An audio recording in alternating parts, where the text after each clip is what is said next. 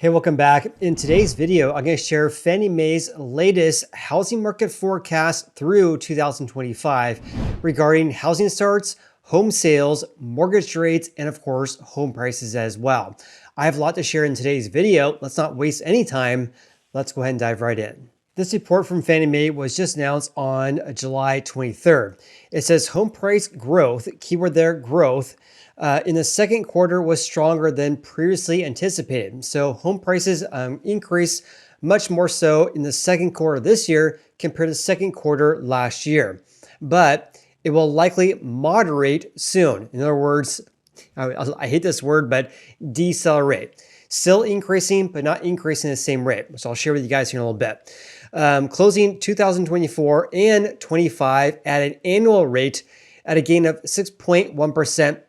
this year, and then in 2025 up by 3%. And that, by the way, was an upper revision from their previous forecast that was posted about 1 month ago, but they actually downgraded their forecast for new home sales through 2025. It says despite a more than 30% increase in listings of houses for sale, in other words, inventory rising by more than 30%. This is according to Realtor.com. They reported last week a gain of around 37% in the number of existing houses for sale compared to the same time frame 1 year ago. So because of this rise of inventory levels, certain indicators of housing activity remain soft, as evidenced in part by fewer existing home sales in May compared to a year ago. So in May, compared to May last year, existing home sales, according to the National Association of Realtors, decreased by about 3%. But they actually just announced an update on July 23rd, 1 day after this report, or actually the same day as Fannie Mae's report. So for the month of June, home sales decreased by 5.4% compared to June of 2023, which of course is much worse than the 3% year-over-year decrease. Let me share a graphical depiction of this to kind of share the difference between the demand side, sales, versus inventory levels. So existing home sales, this of course is on our good Uncle Fred. The source here is the National Association of Realtors. So existing home sales, this by the way are seasonally adjusted and also annualized as well, have been going down ever since March this year. And in fact, a steep decrease that occurred in June. So sales basically going downward and also lower compared to a year ago. In contrast, look at inventory. Inventory has basically been going straight up ever since February. It was increasing at a fast pace in February, March, April, and May. And then in June, still increasing, but not increasing at the same rate. But in any case, much higher inventory levels this June compared to June last year. So despite inventory rising by more than 30%, sales have been decreasing and they're still down compared to 1 year ago as well. So like I mentioned in previous videos, this is all contributing to the rise of inventory levels where we're seeing new listings rising, but we're seeing sales decrease. This is all contributing to the rise of inventory levels on a national level. Going back to Fannie Mae's report here, it says this dynamic of gradually increasing supply, rising inventory levels, and affordability constrained demand is expected to cause home prices to moderate going forward. So in other words, because supply is rising, more homes to choose from, but also we're seeing demand basically being at relatively low levels, as I shared with you guys, sales decreasing due to affordability constraints. This is moderating home prices through 2025. Now, every market's different, right? According to this group, which is their economic and strategic research group by Fannie Mae, they noted regional volatility in listings, inventory levels, and home prices, as many large metros in the Sun Belt, for example, now have inventory levels that match or even exceed for sale inventories in 2019. Let me just kind of explain this in layman's terms. So some markets like in Texas, Louisiana, some parts of Florida as well, have more houses for sale right now compared to 2019. This is all contributing to the decrease in home prices in those regions. In contrast, in the Northeast, parts of the Midwest, also in California, we're seeing inventory far below 2019, which is helping support the growth rate in home prices. Now, here's a better way to look at this. Here is ResiClubAnalytics.com. Fantastic website. If you guys want to look at, housing market trends, a lot of other reports regarding the housing market. The best reports I've seen on the internet, to be honest with you guys. Not a paid promotion, but if Lance Lambert wants to pay for a promotion on my channel, more than happy to, because I love his articles. Anyways, here's a look at inventory levels this June compared to June of 2019.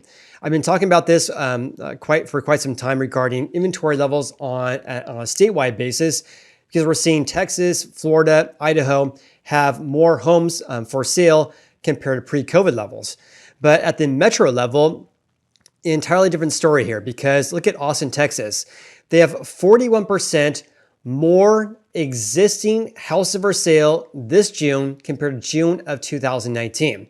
Much different compared to New Haven, Milford, Connecticut, for example, where inventory is down a whopping 72%.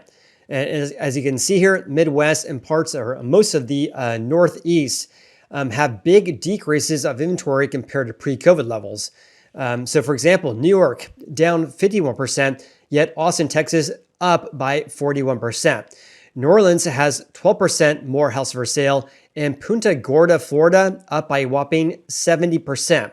In contrast, San Diego, where we have all-time record highs in home prices, down by 43%. Also in the greater Sacramento area, where I live and work as a real estate agent here, Sacramento, Roseville, and Folsom, which is more or less a half an hour drive of Sacramento, were down by about 34% over the past 5 years, whereas Austin, Texas is up by 41.2%. In contrast, in Dallas, Texas, they're down by 6.5%. Houston is down by nearly 15%. But I just want to point out this because much of California has a big decrease in inventory compared to 2019, but much of the Sun Belt, basically just call it Texas headed eastward, has inventory rising compared to 5 years ago. And again, the reason why I'm pointing this out is because much of these regions in which they have a lack of houses for sale are experiencing big increases in home prices, whereas areas where inventory is basically at a surplus,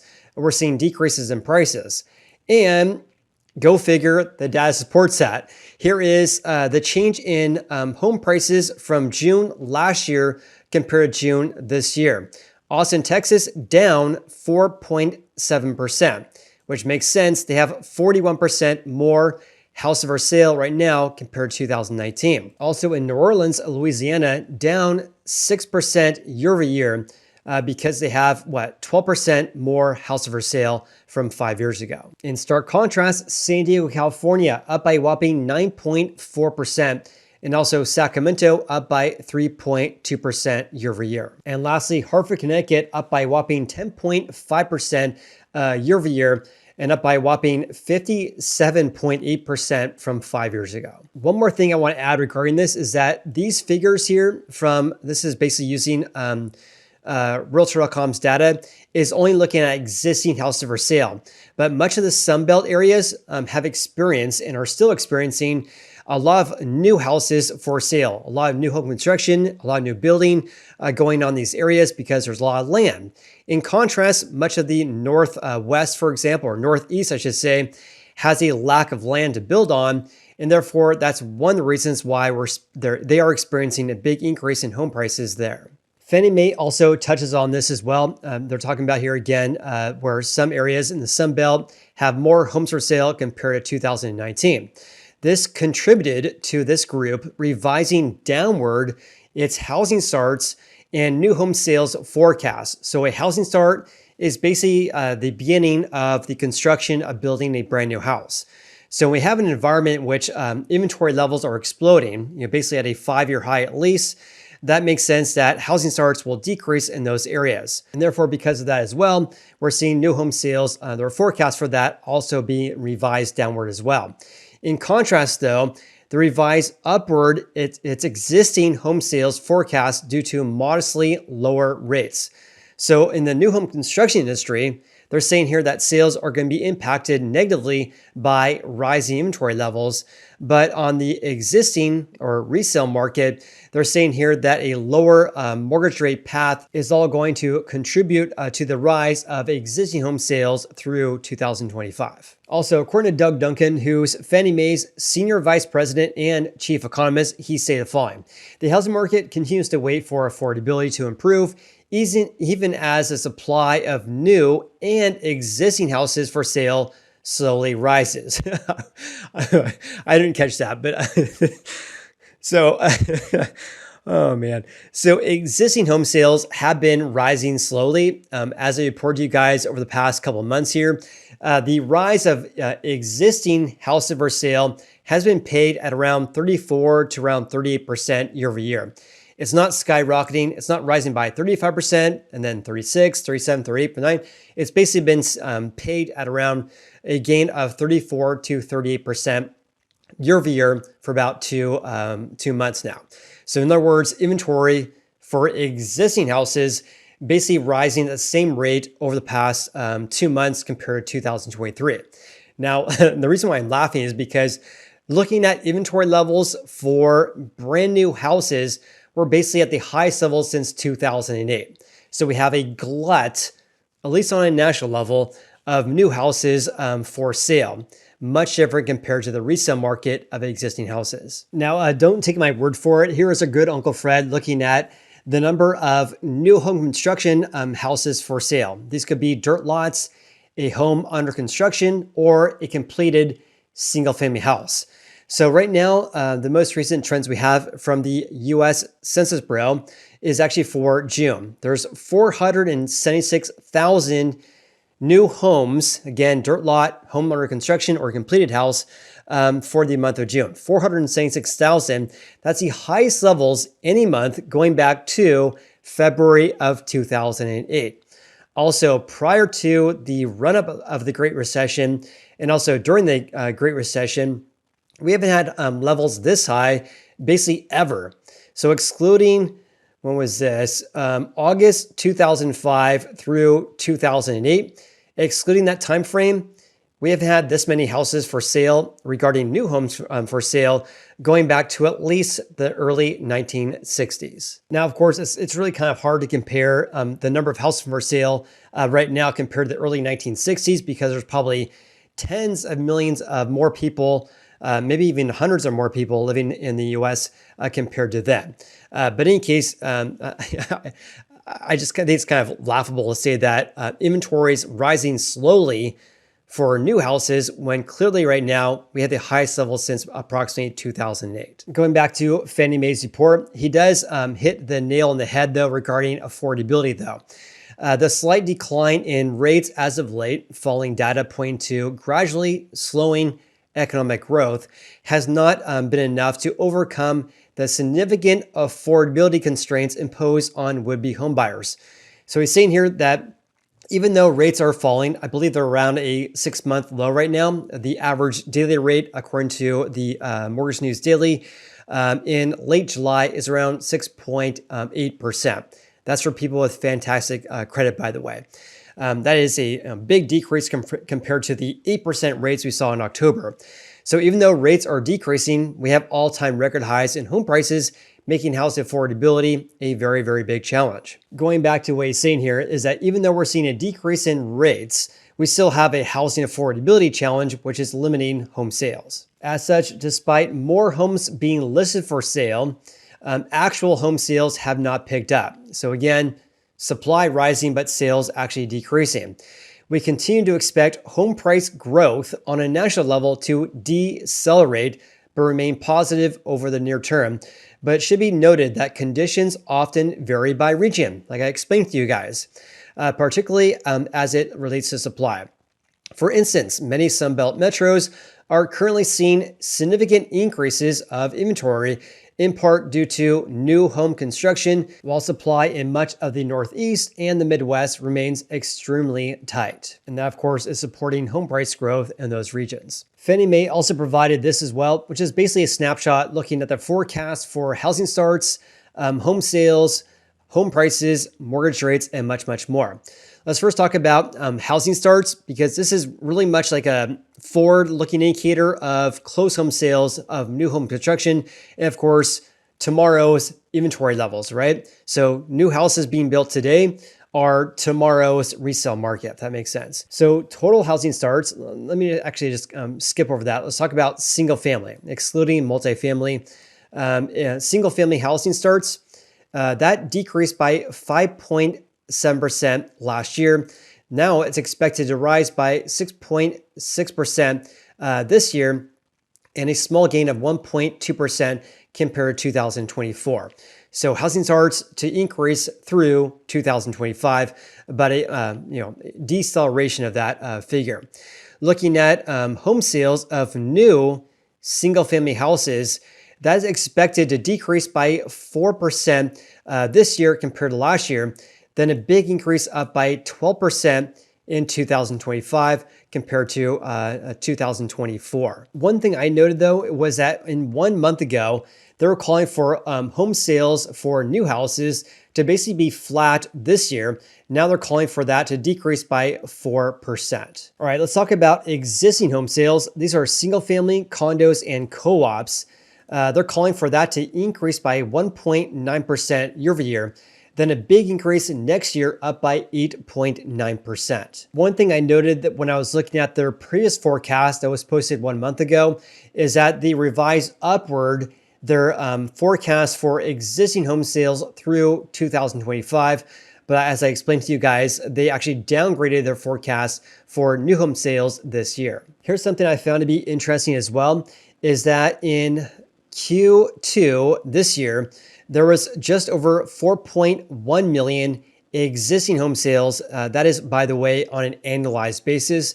That is basically a trough this year, down slightly from the 4.2 million we saw in the first quarter of this year. So that's a trough, but then it's expected to pick up through 2025. So for example, by the time we hit Q4 of 2024 this year, we're going to be at just over or just under 4.3 million.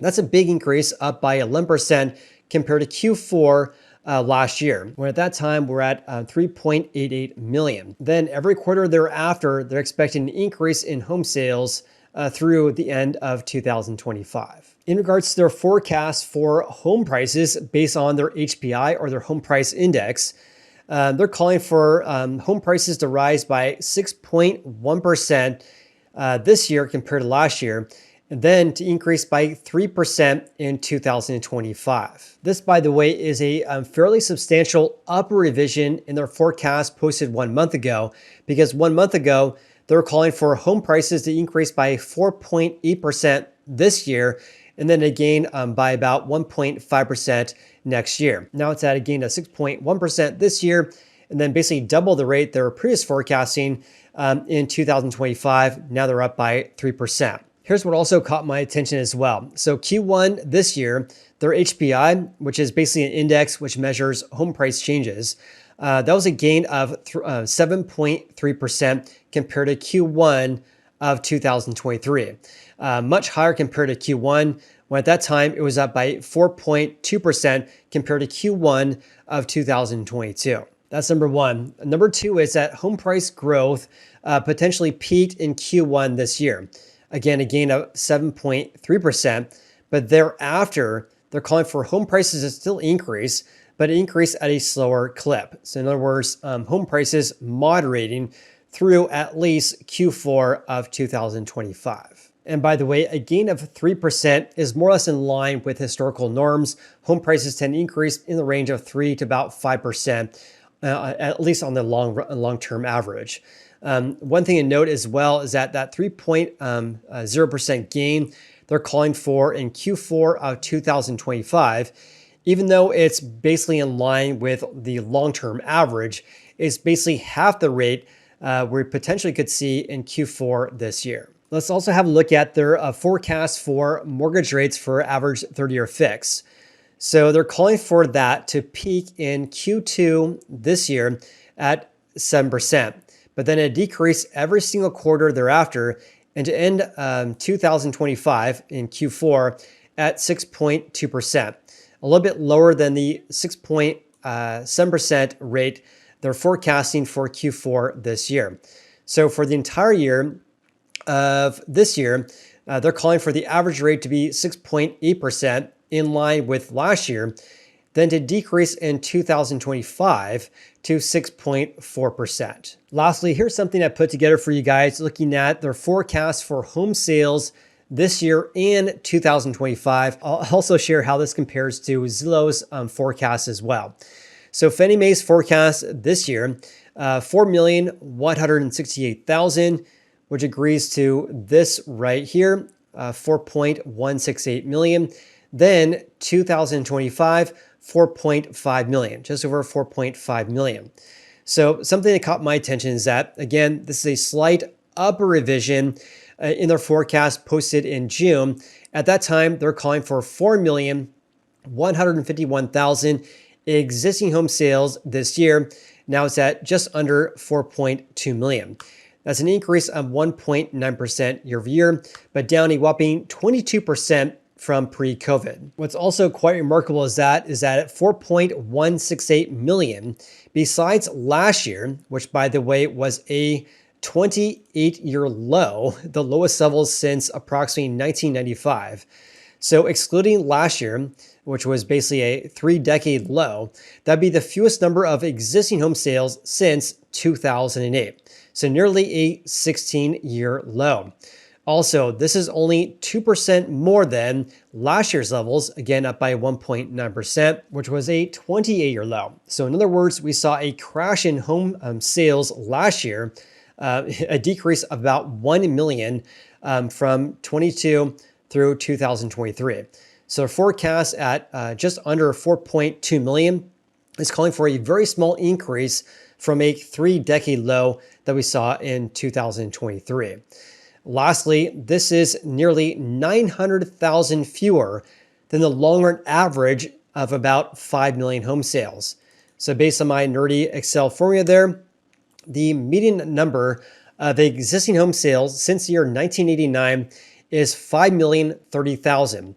So if we have approximately 4.2 million this year, that'd be approximately 900,000 fewer compared to the long-run average. Looking at the forecast in 2025, just over 4.5 million.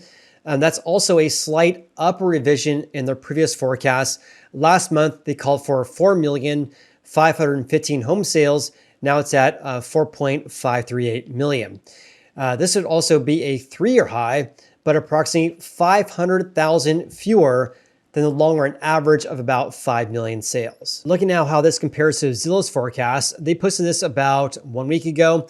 Their forecast for home sales in 2024, 4.2 million, about 32,000 higher than Fannie Mae's prediction of 4,168,000. Or maybe it's just a rounding adjustment because Zillow just rounds it to the nearest 100,000. Also, Zillow is expecting that home values will rise by 2% this year, whereas Fannie Mae is calling for their home price index to increase by 4.8% this year. And with that said, thank you so much for watching today's video. Please like and subscribe, help us reach 100,000 subscribers, maybe by the end of August, I don't know. Anyways, I appreciate you guys, your support, and also for supporting my YouTube channel as well. I couldn't do this without you guys. YouTube is a lot of work, but I absolutely really enjoy being analytical, sharing my thoughts regarding the trends I'm seeing, and also housing market forecasts like this. But with that said, what do you guys think about their housing market forecast and Zillow's forecast as well? And of course, I appreciate you guys so much. Have an amazing day, and we'll see you in the next video.